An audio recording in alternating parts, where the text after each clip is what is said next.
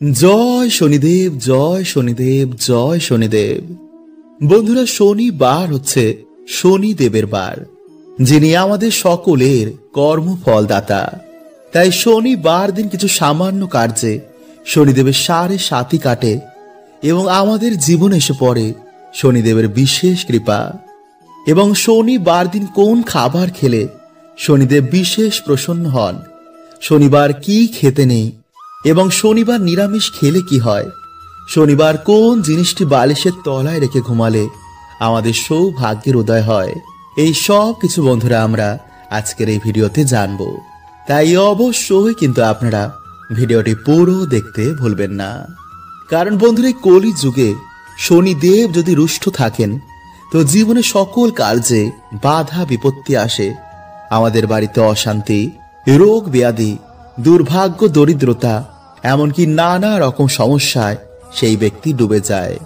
তাই এই মাসের বড় শনিবার বন্ধুরা আপনারা এই সামান্য কার্যগুলো করতে একদম ভুলবেন না। বন্ধুরা, দেখবেন আমাদের জীবনে এমন কিছু দোষ লেগে যায় যা থেকে সহজে কিন্তু আমরা মুক্তি পাই না। অনেক পুজো পাঠ, মন্দির মন্দির ঘুরে, দান পুণ্য জপ তপ করেও দেখা যায় যে যেই সমস্যা ছিল তাই রয়েছে, কিছুতেই এর থেকে সমাধান পাওয়া যায় না। জীবন যেন নরকের মতন হয়ে যায়, চারিদিকে ধার দেনা, মানুষ এর তলে ডুবে নিজের জীবন ত্যাগ করার মতন বাজে সিদ্ধান্ত নেয়। কারণ বন্ধুরা, মৃত্যুর পর তার সমস্যা তো যায় না, বরং উল্টে আরো বেড়ে যায়। কারণ আয়ু পূর্ণ না হওয়া পর্যন্ত সেখান থেকে যেতে পারে না। আর একেই প্রেত যোনি বলে। এই প্রেত যোনিতে থাকার জন্য সে তার পরিবারকে নানা রকম সমস্যা দেয়, যাতে তার পরিবার তার মুক্তির ব্যবস্থা করে। তাই বন্ধুরা, আমাদের বেঁচে থাকতেই এই সমস্যার সমাধান খুঁজতে হবে, আমাদের জীবনে লড়তে হবে। বন্ধুরা, আমাদের জীবনে 3টি কারণে দুর্গতি লেগেই থাকে। 1, নেগেটিভ সমস্যা; 2, পিতৃ সমস্যা; 3, শনি মহারাজের 7.5। আর এগুলো কিন্তু বন্ধুরা আমাদের কর্মদোষেই হয়। তাই আজকের ভিডিওতে বন্ধুরা আপনাদের যে টোটকাটি বলবো তা যদি আপনারা ঠিক মতন পালন করতে পারেন তো আপনাদের জীবন থেকে 3টি সমস্যাই ম্যাজিকের মতন দূর হবে। হ্যাঁ বন্ধুরা, এতটাই শক্তিশালী এই টোটকাটি। বন্ধুরা, আমরা সকলেই জানি যে কাক হচ্ছে শনিদেবের বাহন। এছাড়াও কাককে যমরাজের দূত বলা হয়। আর কুকুর হলো বন্ধুরা ভগবান কাল ভৈরব দেবের বাহন। তাই ভূত প্রেত নেগেটিভ এনার্জিদের কুকুর আগে থেকে দেখতে পায়। এছাড়া কুকুরেরা গ্রহের কুপ্রভাব থেকে আমাদের রক্ষা করে। ঠিক তেমনি কাক আমাদের বাড়িতে পিতৃলোক থেকে আসা খবর নিয়ে আসে। যদি কোনো জীবাত্মা আমাদের বংশে জন্মগ্রহণ করে বা কারোর মৃত্যুর সময় হয়ে এলে কাক আমাদের আগে থেকেই সংকেত দেয়। আর এটা শিব পুরাণে ভগবান শিব মাতা পার্বতীকে নিজে বলেছেন। তাই আপনারা বন্ধুরা ভালো করে মন দিয়ে প্রক্রিয়াটি শুনুন।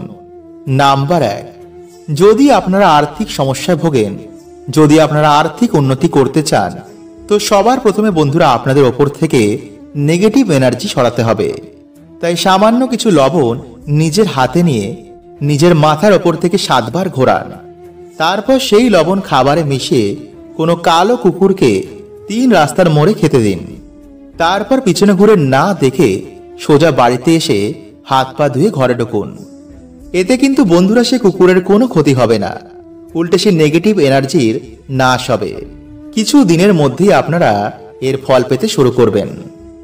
নাম্বার 2, কালো তিল। বন্ধুরা, একইভাবে কালো তিল নিজের মাথায় 7 বার ঘুরিয়ে কাক দেখলেই ছুড়ে দিন। এতে আপনার বাড়ি থেকে নেগেটিভ এনার্জি কাক নিয়ে পিতৃলোকে চলে যাবে। আর মাথায় ঘোরানোর সময় বন্ধুরা অবশ্যই আপনাদের ইষ্টের মন্ত্র জপ করবেন। এতে কিন্তু বন্ধুরা খুব তাড়াতাড়ি কাজ হবে। আর যদি বন্ধুরা এগুলো কিছুই করতে না পারেন তো প্রত্যেক দিন সন্ধ্যায় কিছু হাতে কর্পূর নিয়ে আপনার ইষ্টের মন্ত্র জপ করার পর মাথায় 7 বার ঘুরিয়ে বাড়ির বাইরে গিয়ে সেটি জ্বালিয়ে দিন। এতে কিছু দিনের মধ্যে আপনাদের বাড়ি থেকে নেগেটিভ শক্তির প্রভাব অনেক কমে যাবে। বন্ধুরা, আপনারা সকলেই জানেন যে শনিদেব হলেন আমাদের কর্মফলের দেবতা।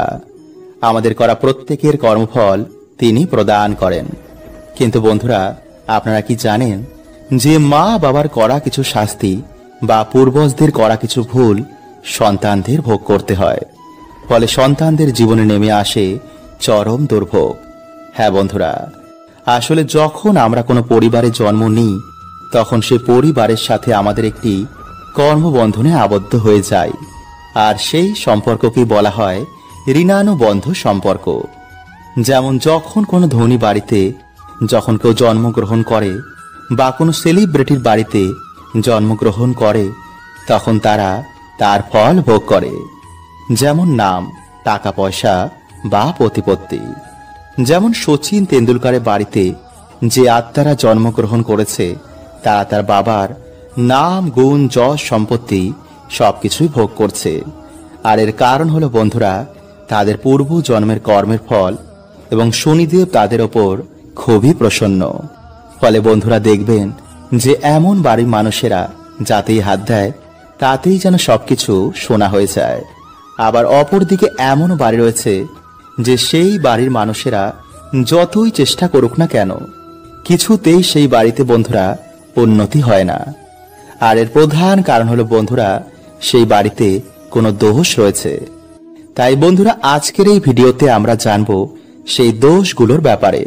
তাই বন্ধুরা আপনারা অবশ্যই কিন্তু ভিডিওটি পুরো দেখতে ভুলবেন না। হতে পারে এই ভিডিওটি আপনার জীবনের সমস্ত সমস্যার সমাধান করে দেবে। এবং ভিডিওটি বন্ধুরা একটি লাইক করে কমেন্টে হর হর মহাদেব এবং জয় শ্রীকৃষ্ণ অবশ্যই লিখুন। নাম্বার 1, মানসিক পূর্ণ না করা। বন্ধুরা দেখবেন যে যখন আমরা কোনো বিপদে পড়ি তখন আমরা বিভিন্ন রকমের মানসিক করে ফেলি যে প্রভু আমি তোমার এই জিনিসটি দেব, বা এই মন্দিরে গিয়ে আমি তোমার পুজো দেব। কিন্তু যখনই বন্ধুরা আমরা ঠিক হয়ে যাই তখন আমরা ভুলেই যাই যে কি মানসিক করেছিলাম। আর এর ফল স্বরূপ বন্ধুরা যখন আমাদের মৃত্যু হয়ে যাবে তখন সেই ঋণ আমাদের ওপরে চেপে যায়। ফলে সেই ঋণ থেকে মুক্ত না হওয়া পর্যন্ত আমাদের আত্মা মুক্তি পায় না। ফলে সেই পরিবারে দেখা দেয় তখন বিভিন্ন রকমের সমস্যা। আর একেই বন্ধুরা বলা হয় পিতৃদোষ বা দেবতাদের দোষ। ফলে সেই মৃত ব্যক্তি বন্ধুরা তখন সেই বাড়িতে বিভিন্ন রকমের সংকেত দেয় যাতে আপনি তার মুক্তির ব্যবস্থা করেন। তাই বন্ধুরা এই মানসিক কিভাবে কাজ করে, কারা আপনার মানসিক পূর্ণ করায়, এই তথ্যটি যদি বন্ধুরা আপনারা শোনেন তো চমকে উঠবেন। তাই বন্ধুরা একটি নতুন ভিডিওতে আমি এই বিষয়ে আপনাদের জানিয়ে দেব। নাম্বার 2, বন্ধুরা যদি আমাদের কোনো পূর্বজ কাউকে ঠকায় যার ফলে তাদের পরিবারে অনেক বড় ক্ষতি হয়ে যায়, বা এমন কিছু করে ফেলে যাতে দেবতারা তাকে ক্ষমা করেন না, তো বন্ধুরা এমন ব্যক্তিও কিন্তু মুক্তি পায় না। আর এর ফল স্বরূপ পুরো বংশকে ভোগ করতে হয় পিতৃদোষের সমস্যা। বা যদি আমাদের বংশে কখনো কেউ অভিশাপ দেয় তো বন্ধুরা এর ফলও কিন্তু আমাদের পুরো পরিবারকে ভোগ করতে হতে পারে। আর এর ফল প্রদান করেন স্বয়ং শনিদেব। কিন্তু বন্ধুরা এই সব কিছু থেকে বেরানোর একমাত্র উপায় হচ্ছে দান, সৎ কর্ম এবং ঈশ্বরের ভক্তি। তাই যখন আমাদের ডাক ঈশ্বরের কাছে পৌঁছে যায় তখন আমরা এই সব কিছু থেকে, সব কর্মবন্ধন থেকে আমরা বেরিয়ে যাই। বা যদি কোনো পুণ্যবান আত্মা আমাদের বাড়িতে আগমন হয় তো বন্ধুরা এই দোষও কিন্তু তখন কেটে যায়। যেমন দেখবেন বাচ্চা হওয়ার পর বা বিবাহের পর কোনো কোনো মানুষের ভাগ্য হঠাৎ করেই পাল্টে যায়, তারা হঠাৎ করেই সৌভাগ্যশালী হয়ে যায়। বন্ধুরা আজকের এই ভিডিওতে আমি যে টোটকাগুলো আপনাদের জানাবো তার মধ্যে যে কোনো একটি টোটকা যদি আপনারা কালকের দিনে করতে পারেন তো বন্ধুরা দেখবেন আপনারা শনি মহারাজের কৃপায় আপনাদের জীবন থেকে সকল বাধা বিপত্তির কেমন নাশ হয়েছে। আসলে বন্ধুরা যদি আমাদের জীবনে শনিদেবের সাড়ে সাথী বা বক্র দৃষ্টি চলে তো সেই মানুষটিকে বন্ধুরা বিভিন্ন রকমের সমস্যার সম্মুখীন হতে হয়। তাই বন্ধুরা আজকের এই ভিডিওতে আমরা জানবো যে সমস্যা থেকে আপনারা কিভাবে বাইরে বেরোবেন এবং কোন লক্ষণগুলো দেখে আপনারা বুঝবেন যে আপনাদের ওপর শনিদেবের সাড়ে সাথী বা বক্র দৃষ্টি চলছে কিনা। তাই অবশ্যই কিন্তু বন্ধুরা ভিডিওটি পুরো দেখতে একদমই ভুলবেন না। তার আগে বন্ধুরা, ভিডিওটি একটি লাইক করে কমেন্টে হর হর মহাদেব ও জয় শ্রীকৃষ্ণ অবশ্যই লিখুন এবং সাথে আপনারা একবার লিখুন জয় শনিদেব। নাম্বার 1, বন্ধুরা, কর্মজীবনে আপনি বারে বারে কঠিন পরিস্থিতির শিকার হচ্ছেন। যদি বন্ধুরা আমাদের জীবনে শনিদেবের বক্র দৃষ্টি এসে পড়ে, তো বন্ধুরা হওয়া কাজও আমাদের বিভিন্ন কারণে ভেঙে যায়। হঠাৎ করে আমাদের কর্মজীবনে ধস লাগে, চারিদিক থেকে আমরা দেনার দায়ে ডুবে যাই। সবার কাছে হঠাৎই যেন আমরা খারাপ হয়ে যাই। হঠাৎ করে আমাদের চাকরি চলে যায়, ব্যবসাতে কিছুতেই আমাদের উন্নতি হয় না, বাড়িতে ঝগড়া ঝামেলা অশান্তি রোগ ব্যাধি এগুলো ঘিরেই থাকে। আর বন্ধুরা এই সব কিছু হয় শনিদেবের 7.5 জন্য। নাম্বার 2, ধীরে ধীরে আমাদের শরীর থেকে আকর্ষণ মানে উজ্জ্বলতা কমে যাচ্ছে। মানে বন্ধুরা, এখানে কিন্তু আমি কোনো কালো বা ফর্সার কথা বলছি না। দেখবেন বন্ধুরা, যার উপর দেব কৃপা হয়, সে কালো হোক বা ফর্সা, তাকে দেখেই মানুষ তার কথা আকর্ষিত হয়ে যায়। কিন্তু যার উপর দেব কৃপা থাকে না, তার অরা ধীরে ধীরে কালো হয়ে যায়। ফলে তাকে দেখে মনে হয় বন্ধুরা সে যেন অসুস্থ। আর এগুলি বন্ধুরা আমাদের কিছু ভুলের জন্য হয়, যা আমি একটি আলাদা ভিডিওতে আপনাদের জানিয়ে দেব। তাই চলুন বন্ধুরা, এবার আমরা জেনে নিই যে সমস্যা থেকে আপনারা কিভাবে বেরোবেন।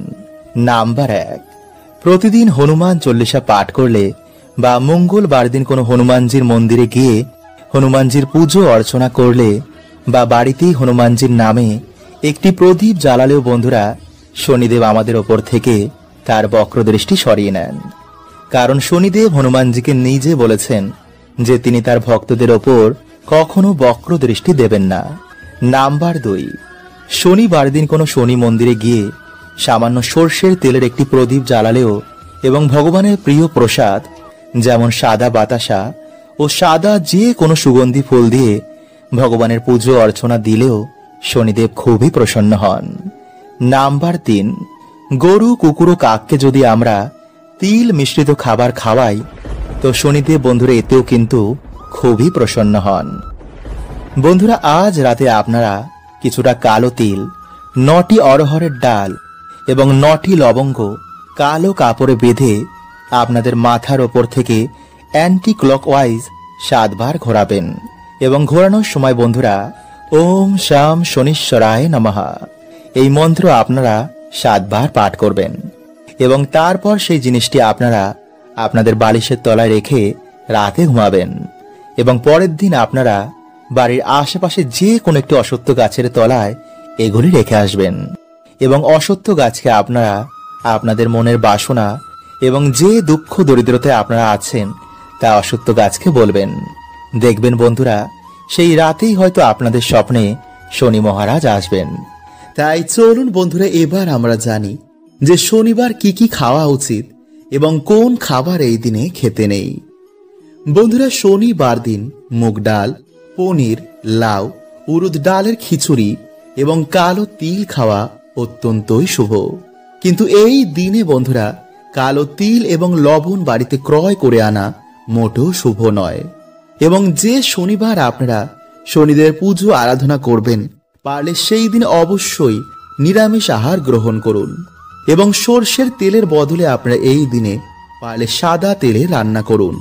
এছাড়া এই দিনে আপনারা বেশি করে তেল মশলাযুক্ত খাবার খাবেন না, আমিষ খাবেন না, পেঁয়াজ রসুন এবং পোড়া জাতীয় খাবার থেকে আপনারা এই দিনে দূরে থাকুন।